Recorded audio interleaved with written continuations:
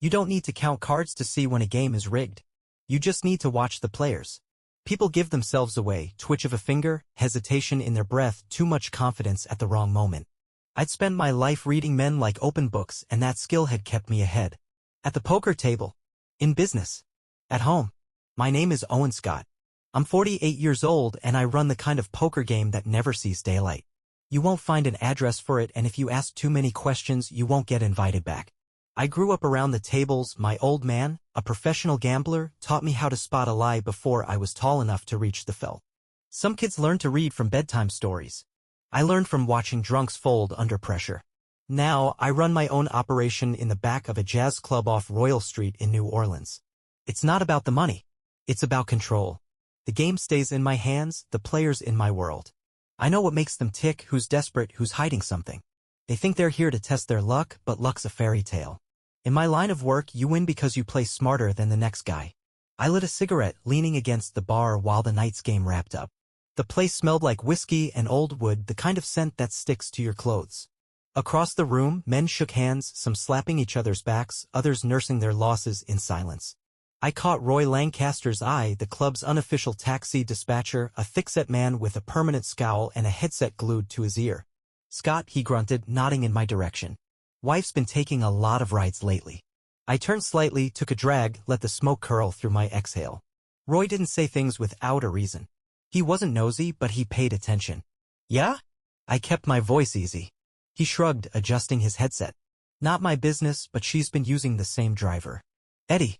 Tipped big last time. Guess she had somewhere important to be." He glanced at me, waiting for a reaction. I gave him none. Just a slow nod and another drag. "Appreciate the heads up." Roy didn't push. He had his own game to run. But the words sat heavy. I didn't like coincidences. And I didn't like patterns I hadn't seen forming. By the time I got home, it was past midnight. The house was quiet, dark except for the glow from the kitchen where Daisy sat at the table, her phone just barely visible in her palm. She looked up when I stepped inside, tucking the screen away as if it had burned her. "You're late," she said, standing to rinse her glass. Her voice was casual, but something about the way she moved, too fast, too precise, made my instincts tighten. I dropped my hat on the counter, loosening my tie. "Had a long game." "You." She glanced over her shoulder. "Just the usual. Groceries, gym, took Maddie to practice." A small pause. "Oh, and a quick coffee with Amanda." Amanda. A safe, rehearsed answer. My wife wasn't a bad liar, but she wasn't good enough to fool me. I nodded, stretching out the silence just enough to make her shift on her feet. "Sounds like a full day." She let out a small breath, like she'd won a hand she wasn't sure about. "Yeah." The phone buzzed, faint but sharp. She snatched it up before I could even glance at the screen. "Spam," she muttered too quickly. I smiled. Not a friendly one. A gambler's smile. The kind that said I saw the tell, but I wasn't ready to call the bet just yet. "Spam," I repeated, grabbing a beer from the fridge. "Must be annoying." She gave a tight smile, kissed my cheek, and headed upstairs.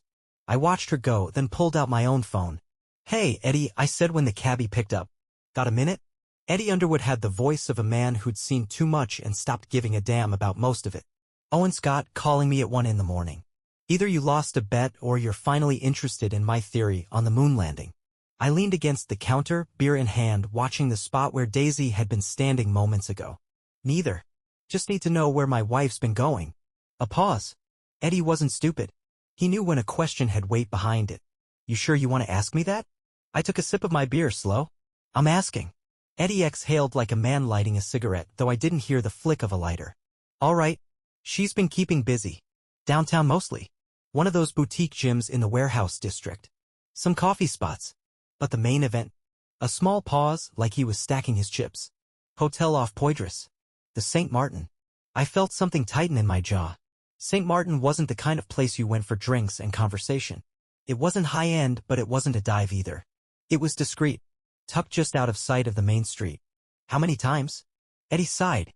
"Enough." I let the words sit there, staring at the darkened TV across the room. "She alone." Another pause.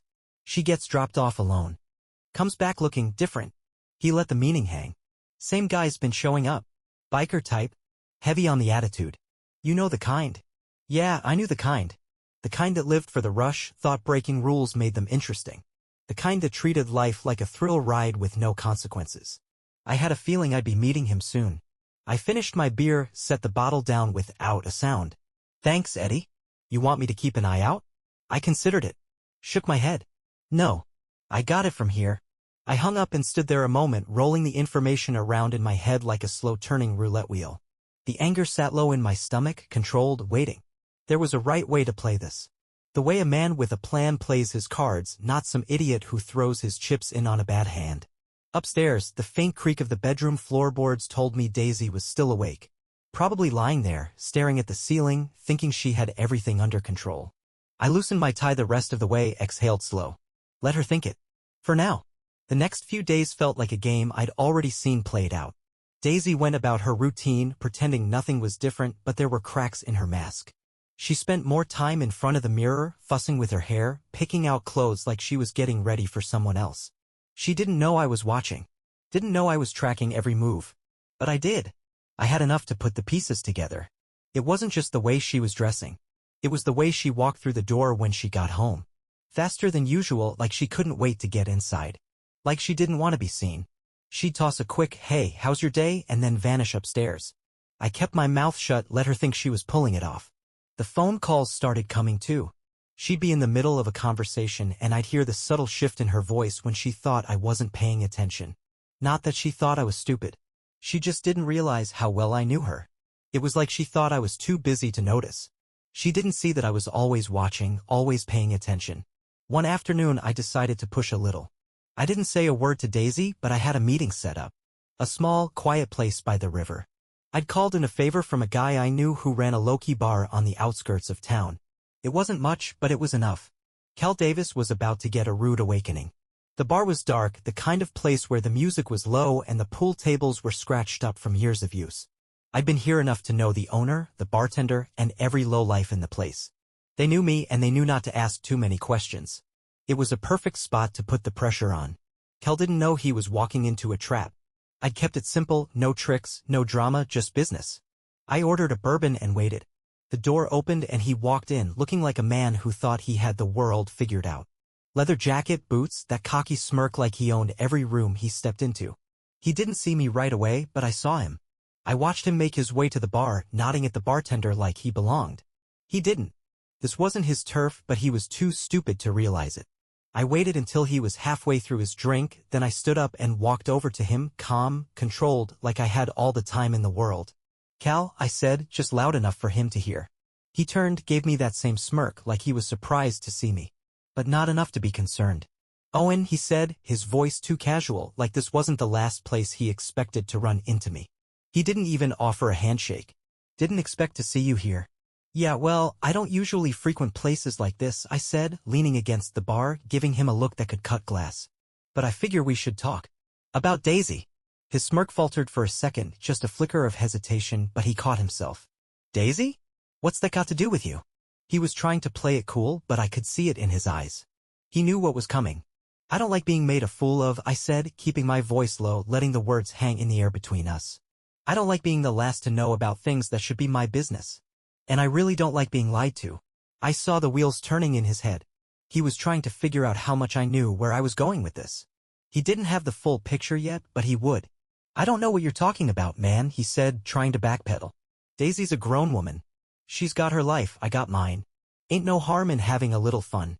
I smiled, the kind of smile you give a guy when you're about to fold his world in half. "You don't get it, do you? You think this is just a game. But this is my life. And you're playing with it." Cal's eyes flickered and I could see the panic starting to set in. He wasn't used to being cornered, used to being the one with the upper hand. I could hear the tension building in his voice now. "Look, I didn't mean for this to get messy. I just—" Too late for that, I interrupted.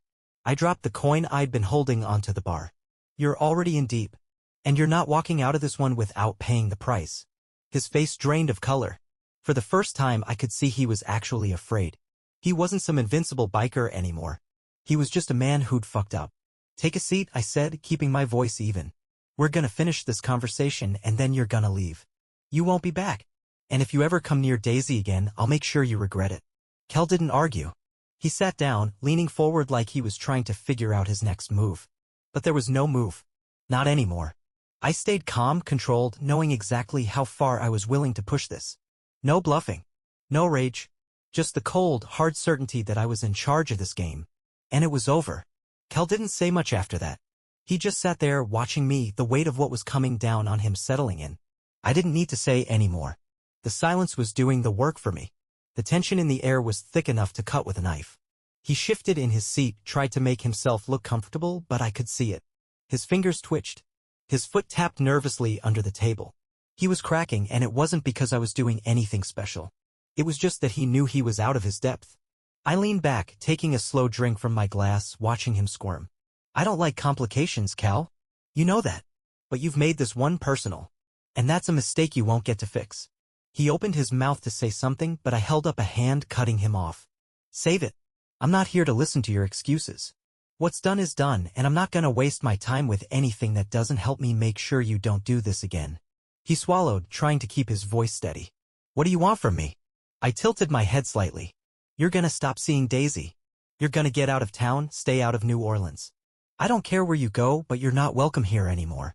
You're gonna pay for what you've done, and if you don't, I'll make sure the whole town knows what kind of man you really are.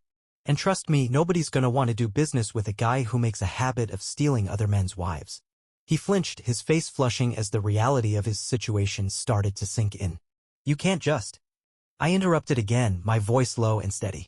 I already told you, Cal. This is my game. You're just playing in it. And I don't care if you like the rules or not.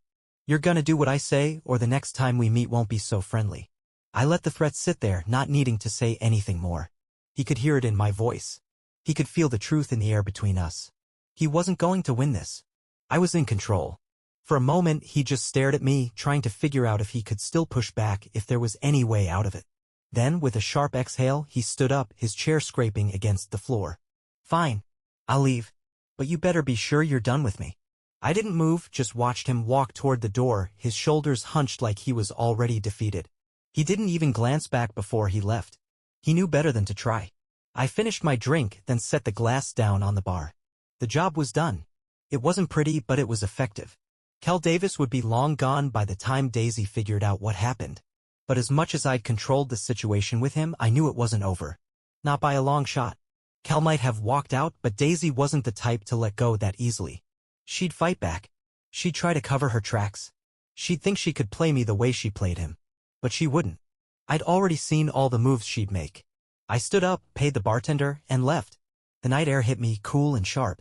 I lit a cigarette, inhaling deeply, letting the smoke fill my lungs as I walked down the street toward the next step in this game. Back home, Daisy was still upstairs. The house was quiet, too quiet.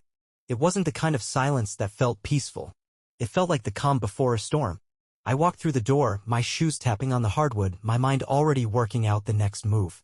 She came downstairs a few minutes later, her face a little too bright, her movements a little too fast. Like she thought she could get past me. She'd never been the smartest one in this game. Everything all right? She asked, putting on that innocent act. I didn't answer right away, just watched her. She shifted under my gaze, but I didn't give her the satisfaction of speaking first. She'd done enough talking for both of us. Finally, she broke the silence. You know, you've been so quiet lately. What's going on? Nothing I can't handle, I said, my tone flat, controlled. She didn't know how much she was already losing. But she would. Soon enough. The days that followed felt like watching a storm roll in, slow but inevitable. I kept my distance from Daisy, letting the tension build between us. She couldn't hide the cracks anymore, and neither of us was pretending things were normal. She'd been trying, though. Smiling more than usual, laughing a little too loudly at things that weren't funny, like she thought I'd buy it. But I wasn't buying any of it. By the time the weekend hit, the air was thick with it. I hadn't confronted her yet. I was letting her stew in her own guilt, but I knew the moment was coming. It was only a matter of time before she started asking questions, started wondering why I hadn't blown up, why I wasn't reacting the way she thought I would. I could feel it in the way she moved around the house. Faster, like she was trying to get things done before I caught her. I let her think she was in control. That's how you win. Let them make their own mistakes, give them just enough rope to hang themselves. It wasn't until Sunday evening that she finally made her move. I was sitting in the living room, flipping through the mail, when she walked in, dressed in one of her nicer blouses, her hair down and styled like she was going somewhere. She stopped in the doorway, just looking at me for a second. Oh, and we need to talk. I didn't look up, kept flipping through the envelopes, acting like it was just another day. Talk about what? She shifted, obviously not expecting me to play it so cool. About us. I dropped the mail on the table, my eyes finally meeting hers. I didn't smile, didn't do anything. Just looked at her. What about us? She exhaled, taking a step forward like she was testing the waters. I know I've been distant. I know things haven't been right, and I want to fix it. I leaned back in my chair, arms crossed, still not letting her see anything. You're right. Things haven't been right. So what are you planning to do about it? She hesitated, her eyes darting away for a moment. I'm sorry, Owen. I know I messed up. I could hear the desperation in her voice now. She was trying to pull at my sympathy, trying to make me feel like I should feel bad for her. But I wasn't going to bite. I'm sure you are, I said, my voice flat. But that doesn't change what happened, does it? Her face fell, and for the first time I could see the guilt really hitting her. It wasn't some act. She wasn't playing the victim anymore. She knew she'd been caught. I made a mistake, she said quietly, her voice cracking a little.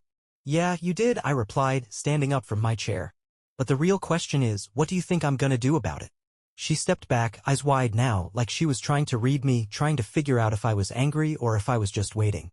She wasn't sure. And that's when I knew I had her. I'm done playing games, Daisy, I said, walking past her.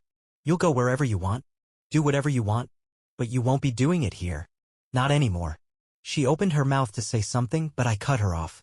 Don't. There's nothing left to say. The game's over. I could hear her breathing faster behind me, could feel the panic rising in her. But I didn't care. She'd made her bed, and now she was going to have to lie in it. I grabbed my coat off the hook and walked out of the room without another word. It was time to finish this. Time to make sure she understood there were consequences for everything, for every bad move, every lie. And I wasn't about to let her think she'd get off easy. The car was parked out front. Eddie was already waiting, parked down the street, the engine humming low. He didn't need to know what was going on, just that I had a plan. I slid into the passenger seat and gave him a nod. No small talk.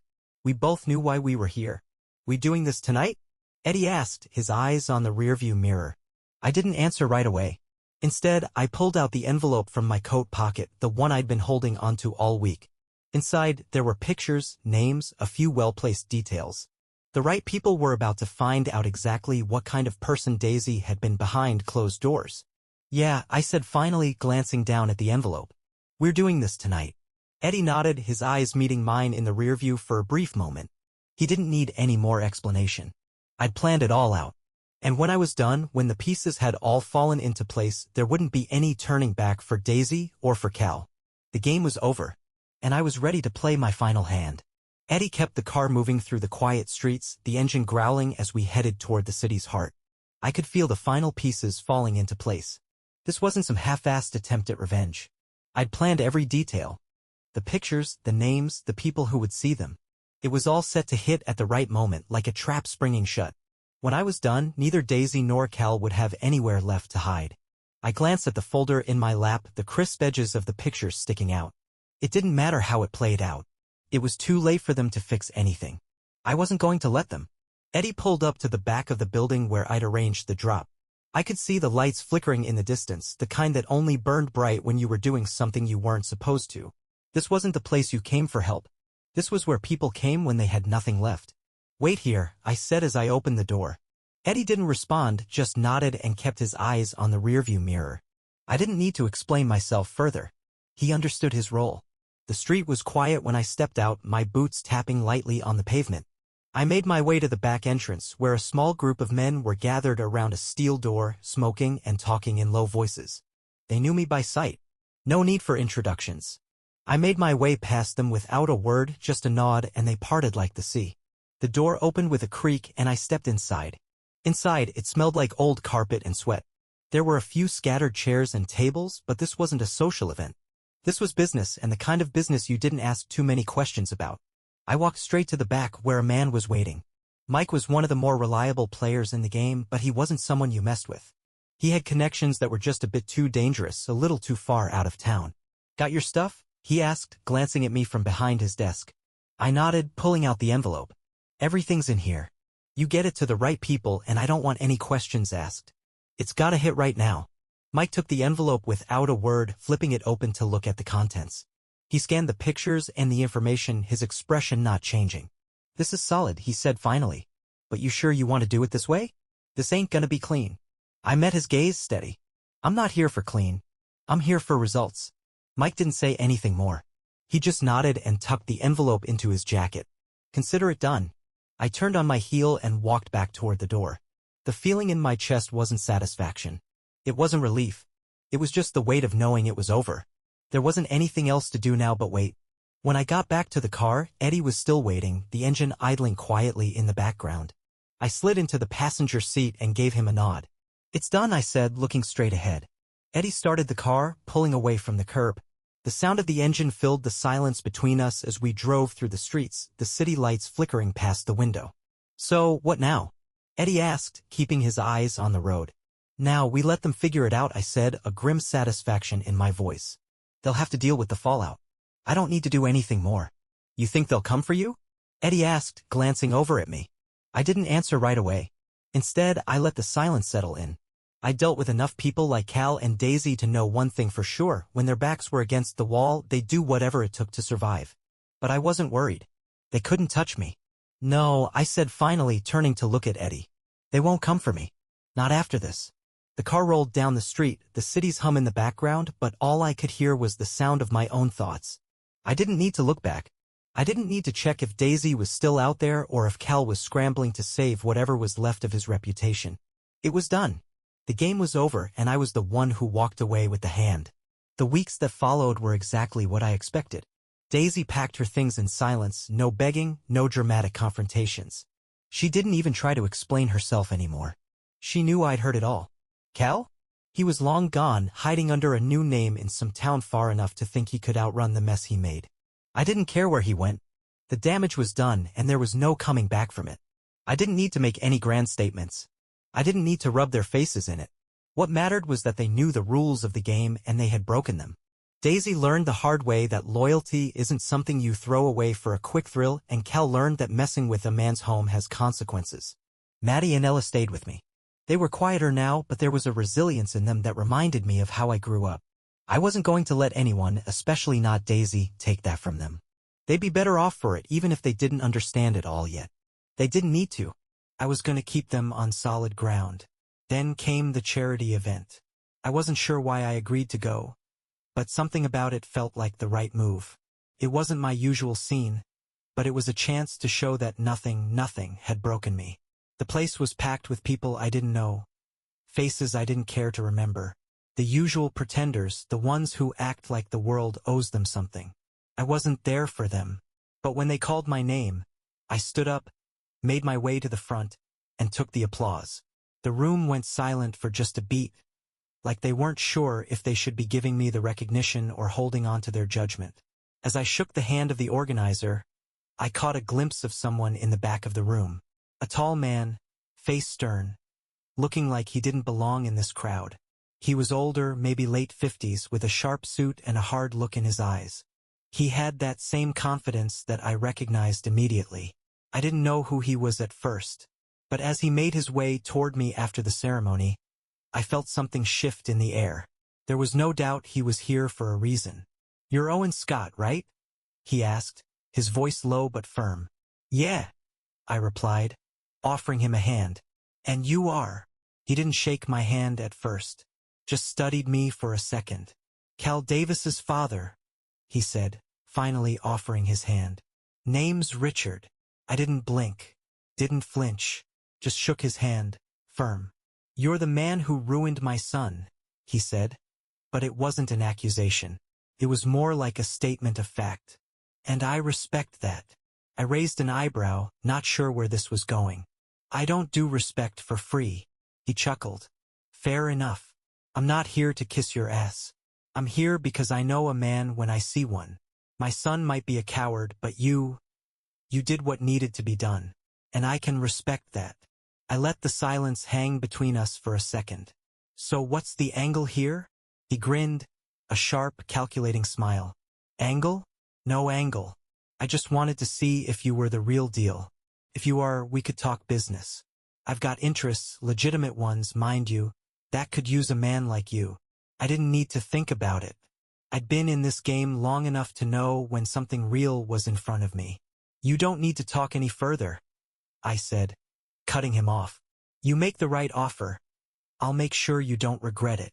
Richard nodded, and for the first time, I saw the faintest bit of respect in his eyes. "I'll be in touch." We exchanged a look, and then he was gone, slipping into the crowd like a shadow. I stood there, letting the moment settle. No one else had noticed. No one else would care. But I knew. I knew this was the beginning of something bigger. Something that would take me places I hadn't even thought of yet. I wasn't done. As the night wore on, I felt the weight of everything behind me. The broken trust, the ruined lives, and for the first time in a long time, I felt something else too. It wasn't relief. It was satisfaction. Pure, clean satisfaction. I'd won. Not just the game. Everything. And no one, not Daisy, not Cal, not even Richard or anyone else who thought they could play me, would ever take that from me.